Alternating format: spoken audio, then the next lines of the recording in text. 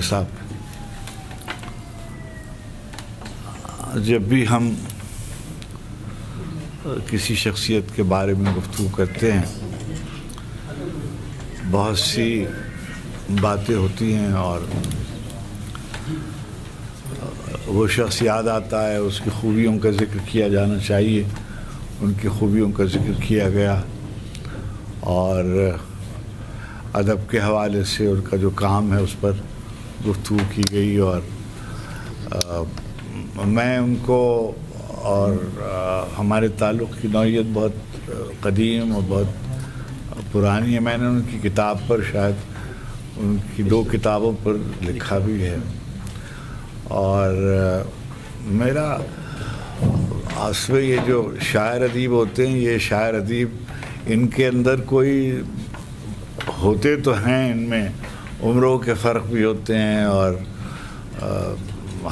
حالات کے فرق بھی ہوتے ہیں، بزرگوں کا اور جونیئرز کا اور سینئرز کا، مگر یہ جو شاعری ہے اور جو ادب ہے اس میں قصہ بالکل جدا گانا ہے۔ کوئی نوجوان آتا ہے اور وہ پورے مشاعرے کو مار پیٹ کے برابر کرتا ہے اور چلا جاتا ہے، کوئی آدمی پڑھتا ہے، کوئی نظم پڑھتا ہے، کوئی غزل پڑھتا ہے اور اس پہ چھا جاتا ہے، لوحہ پڑھتا ہے۔ ریحان کی انہوں نے غزل لکھی شروع میں اور گیت لکھے، بچوں کے گیت لکھے اور فعال بہت تھے اور کراچی کے اکثر مشاعروں میں اور نشستوں میں دیکھے جاتے تھے۔ پھر انہوں نے نوحے لکھنے شروع کیے۔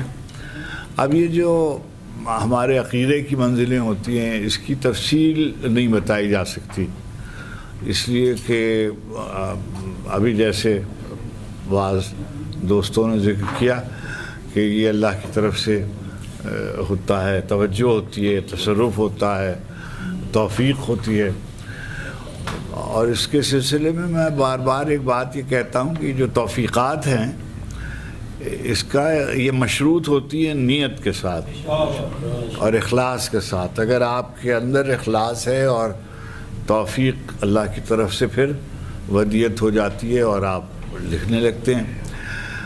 میں آپ سے عرض کروں، میں بہت تیز شعر لکھ سکتا ہوں، یعنی اللہ کا بہت شکر ہے، اس میں کوئی ارتجالاً شعر لکھنا اور فی البدیہہ شعر لکھنا یہ کوئی خاص بات نہیں ہے۔ ہمارے بعض دوست تھے بزرگ، ریشم روبی صاحب مثلاً، جان ایلیس، صاحبہ اختر صاحب، ارتجالاً شعر لکھ سکتے تھے، مگر ارتجالاً شعر لکھنا اور اچھے شعر لکھنا یہ بڑی بات ہے۔ اور 50,000 نوحے جنہوں نے ذکر کیا ہو، میں ذکر کر رہا تھا کسی جگہ کہ امام جعفر صادق علیہ السلام سے یہ روایت ہے کہ انہوں نے فرمایا کہ جس نے بھی ہمارے جد کے بارے میں ایک بیت لکھی، میں جنت میں اس کو ایک گھر کی ضمانت دیتا ہوں۔ تو میں نے کہیں کہا کہ میں تو زمیندار ہوں گا، اس لیے کہ میرے پاس تو میں تو بہت سے شعر لکھے، تو ریحان آدمی ان لوگوں میں ہے کہ جو جنت کے زمینداروں میں ہوگا، اور اس نے بہت اچھے اچھے شعر لکھے۔ مجھ سے نوحہ نہیں لکھا گیا اور میں اس لیے اپنے گویا اپنی کوتاہی نہیں کہی ہے، عجز ہے، یہ میری عاجزی ہے کہ میں نوحہ نہیں لکھ سکا۔ ایک روز میری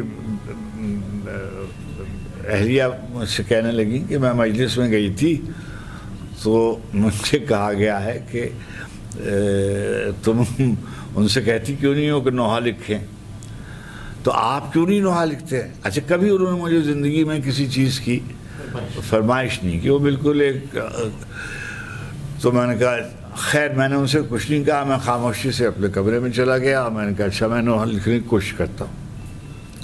آپ یقین کیجیے گا کہ بمشکل میری عمر اب 80 برس کی ہونے کو آئی، میں نے بمشکل 4 شعر لکھے، 4 شعر، اور وہ بھی اس قابل نہیں تھے کہ جو میں یعنی کسی قابل غالباً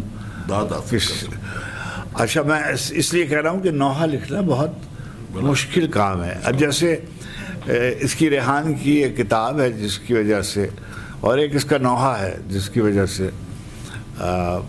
میں اس کی طرف بہت ملتفت ہوا. اور اس نوحے کا ایک مصرع تھا، ایک آنسو میں کربلا زینب، ہے نا؟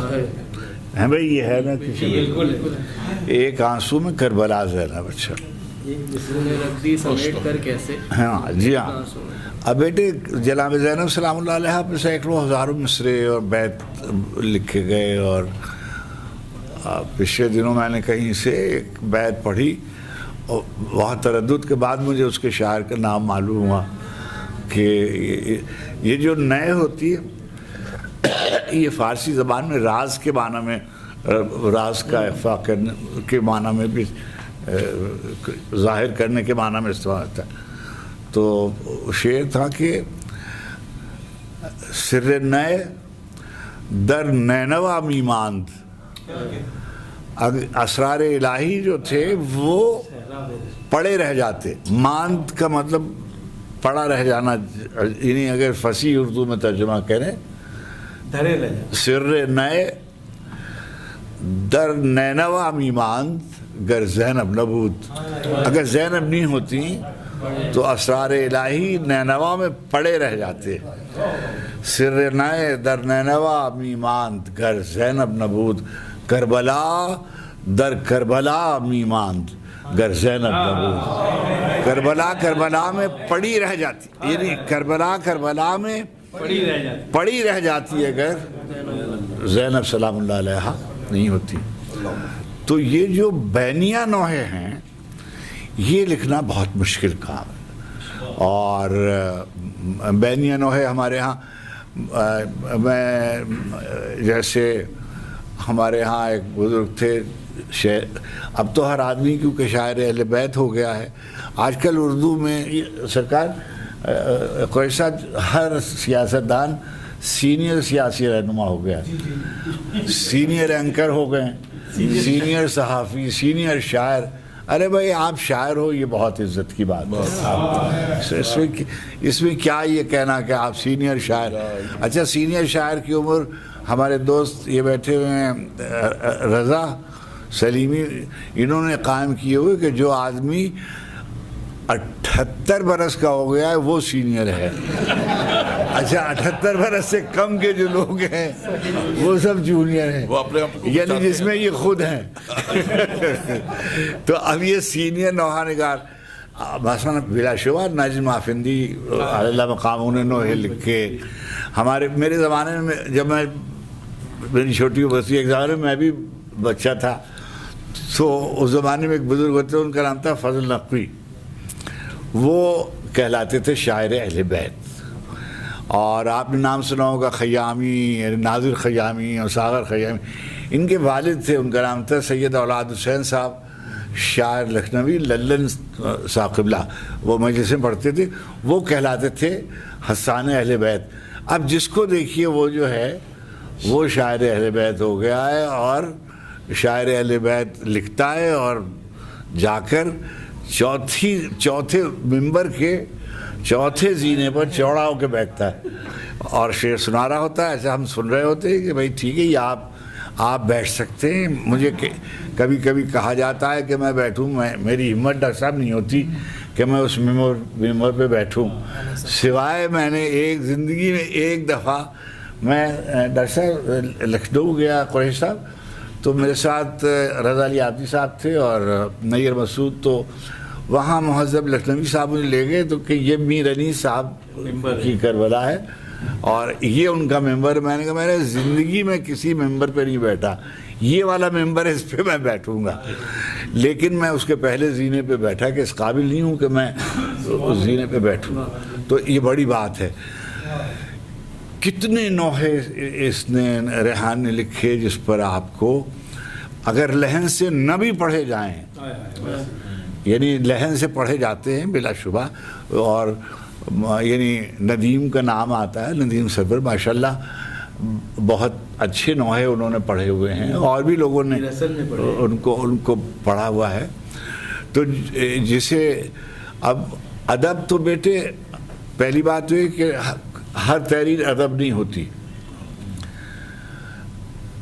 ہر تحریر ادب نہیں ہوتی، لیکن چاہے وہ رسائی ادب ہو، چاہے وہ رومانی ادب ہو، چاہے وہ بچوں کی تحریریں ہوں، تحریروں کو ادب ہونے کے لیے اس کے جمالیاتی معیار کے مطابق ہونا چاہیے۔ تو ریحان ان شاعروں میں ہیں کہ جن کی شاعری عقیدے کی شاعری بھی ہے، عقیدت کی شاعری بھی ہے، ایک کسی نہ کسی نظریے سے تعلق تو ہر لکھنے والے کا ہوتا ہی ہے، اور کوئی شاعر ادیب دنیا میں ایسا نہیں ہے جس کا کوئی نظریہ حیات نہ ہو، جس کا کوئی عقیدہ نہ ہو۔ ہمارے سب سے بڑے شاعر ہیں اقبال، ان کا ایک عقیدہ ہے، ان کے کچھ نظریات ہیں۔ کسی نے پیبلو نیرودا سے پوچھا کہ آپ کے کیا نظریات ہیں، اس نے کہا میں بتا نہیں رہا ہوں، میری شاعری رکھی ہوئی ہے، اس سے پوچھئے۔ تو اس کا کیا عقیدہ ہے وہ ان سے پوچھئے، غالب کا کیا عقیدہ ہے، غالب کا، رومی کا کیا عقیدہ ہے، اقبال کا کیا عقیدہ ہے، اب اور پھر اس کی روشنی میں اس کو دیکھیے، یعنی کس حد تک وہ اپنے عقیدے کا سے خالص ہے اور اس کے بیان میں کس حد تک کامیاب ہوا ہے۔ تو میں سمجھتا ہوں کہ بہت کم لوگ ایسے ہوں گے، مجھے تو نظر نہیں آتی، ممکن ہے ہوں، یعنی میں نہیں کہہ رہا کہ فتویٰ دینا جو ہے وہ نقادوں کا، ڈاکٹر صاحب وغیرہ کا کام ہے۔